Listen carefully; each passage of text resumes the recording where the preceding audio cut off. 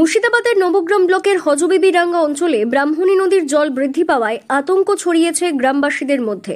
ঝাড়খণ্ড ও দক্ষিণবঙ্গে অতিরিক্ত বৃষ্টির ফলে বিভিন্ন জলাধার থেকে জল ছাড়ার ফলে ব্রাহ্মণী নদীর জল দ্রুত বাড়তে থাকে মিল্কি গ্রাম সংলগ্ন এলাকায়।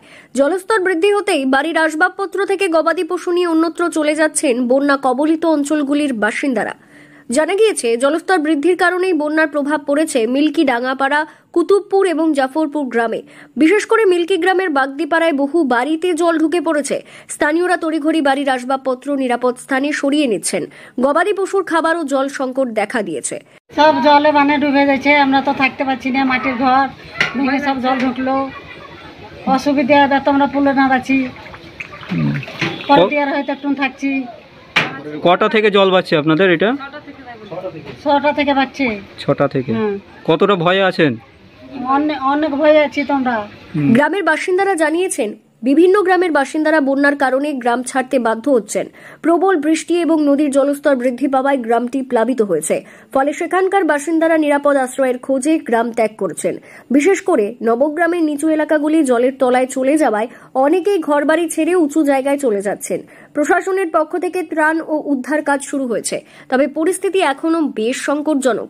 সমস্যা হচ্ছে যে বাড়ি ঘরে জল ঢুকতে লেগেছে, কেউ গ্রামে সাহায্য করার নাই। কি বস্তা নিজের বাড়িতে দিয়ে ওই ভরছি, রাস্তায় যা বালি মাটি আছে ওই ভরে ভরে লাগাচ্ছি। এখন ঘরে বাড়িতে আন্টা কান্টায় লাগিয়ে থুচ্ছি।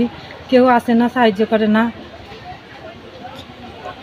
কেউ আসেনি। কেউ এখনো পর্যন্ত যে গ্রামের কতখানি জল এলো, কি কতটা এলো, বাড়িঘর কিরকম ডুবছে না কি কিছু এখনো দেখতে আসেনি। স্থানীয় বাসিন্দারা জানাচ্ছেন, বন্যার কারণে তাদের স্বাভাবিক জীবনযাত্রা সম্পূর্ণ বিপর্যস্ত।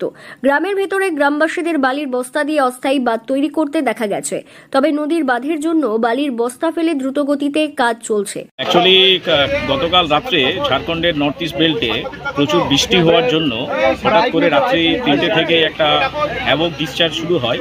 ব্রাহ্মণী যে আপার ক্যাচমেন্ট এরিয়া আছে, সেই বৃষ্টিটা একসাথে অ্যাকুমুলেট হয়ে বৈধরা ব্যারেজে, যেটা আমাদের খবর আছে, প্রায় 32,000 অবধি জল উঠেছিল এবং সেটা প্রায় 3-4 ঘন্টা অবধি রাত্রি 3টের পর থেকে স্টে করেছিল 6টা পর্যন্ত। তারপর যদিও 27,000, 28,000, 27,000 এইভাবে কমতে থাকে, কিন্তু এই যে একটা বিরাট যে জল, সেই জলটা এই নদীতে নেয়ার মতো তার ক্যাপাসিটির অনেক বাইরে মতো। নবগ্রামের বিধায়ক কারাইচন্দ্র মণ্ডল বন্যা কবলিত এলাকা পরিদর্শনে যান। প্রশাসন সমস্ত রকম ভাবেই সহযোগিতা করবে বলেই জানান তিনি। জল ছেড়েছে প্রায়, এবং বোধড়া প্রায় 31-32,000 কিউসেক জল ছেড়েছে, এবং যে জল ছাড়ার ফলে আজকে বন্যা একটা ভয়ঙ্কর আকার ধারণ করেছে আমাদের নবগ্রাম বিধানসভা এলাকার। এখানে হচ্ছে আমাদের মিল্কি ডাঙ্গাপাড়া হচ্ছে, তারপরে ওপারে হচ্ছে আমাদের খড়গ্রাম থানার বোধড়া, টিটিডাঙ্গা, ঘুষকুর সহ যে নদীর এপার এবং ওপার প্রায় জল প্রায় ছাপিয়ে যাবার মতো অবস্থায় আছে। মুর্শিদাবাদ থেকে তন্ময় মণ্ডলের রিপোর্ট, লোকাল 18 বাংলা।